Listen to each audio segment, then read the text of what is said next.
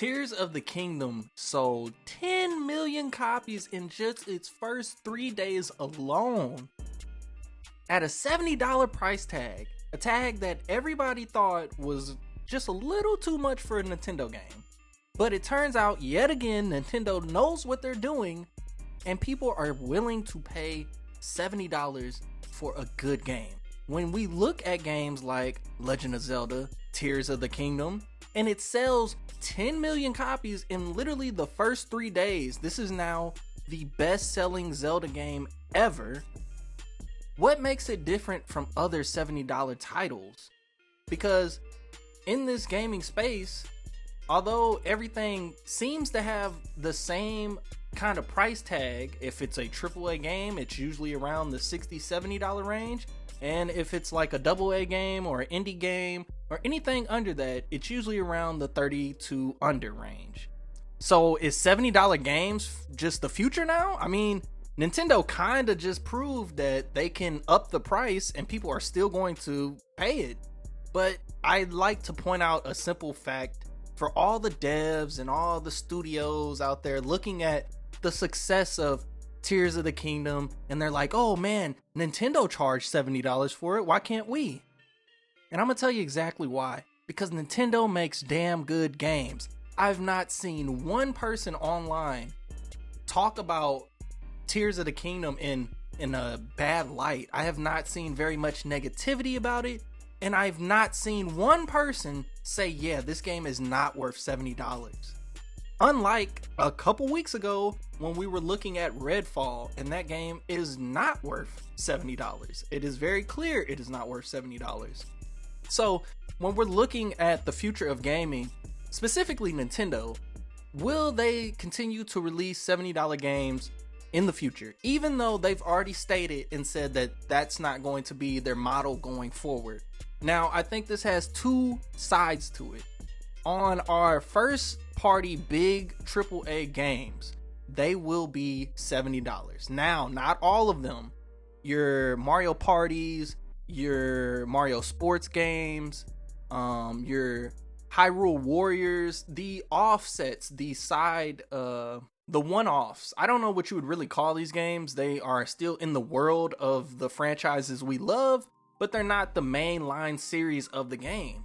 So these are all like the side games. And these games, I think, will stay roughly around the $60 to $50 range.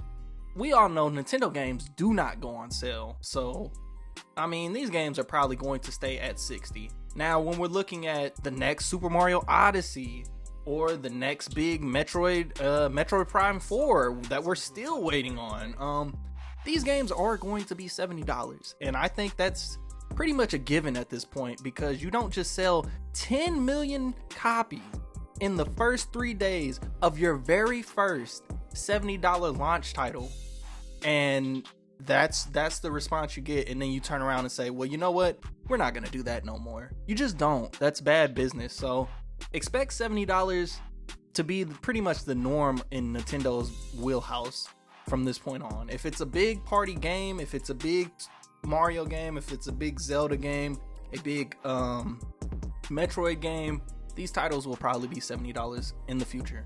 Now, when we look across the landscape of just gaming in general, I think it's kind of harder to make that argument with other studios and other games. Some games just don't call for a $70 price tag. And when you look at a game like Tears of the Kingdom, which literally has so much content in the game that you cannot even beat it within a short amount of time if you're really trying to play it.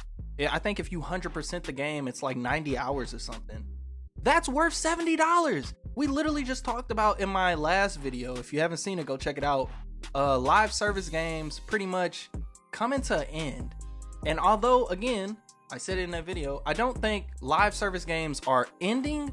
I just don't think we'll get very many new entries in the live service space, because you have single player games out here like Tears of the Kingdom, out here like Jedi Survivor, out here like even ones that aren't as big as that, something like a Dead Island 2, or, you know, there's these single player experiences that kind of are worth the $70 because there's so much content in the game. Again, you're being rewarded for the more time you invest in this game. And I think that's the biggest thing to take away with $70 games. So me personally, I don't have a problem with paying $70 for a product, a game that is worth it. Congratulations to Nintendo, to the Legend of Zelda team. I can't wait to get my hands on Tears of the Kingdom.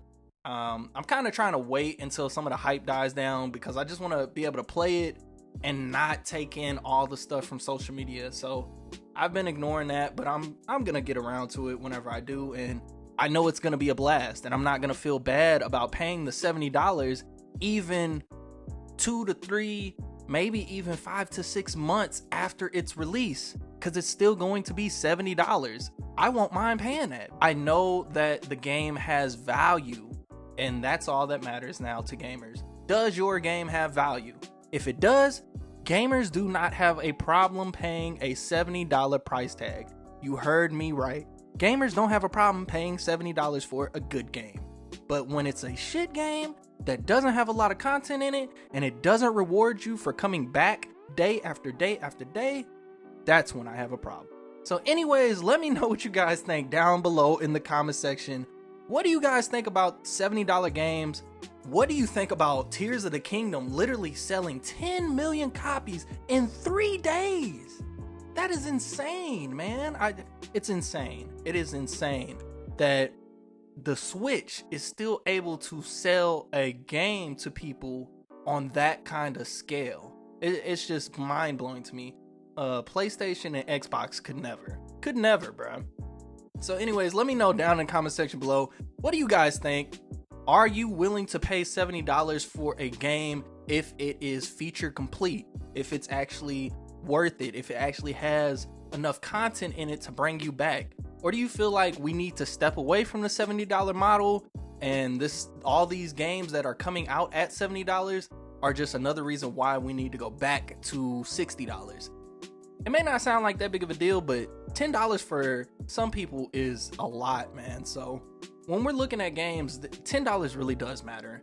So hopefully in the future, going forward, developers, if they're going to put a $70 price tag on their games, they also put content in their games. Anyways, I will catch you guys in the next video.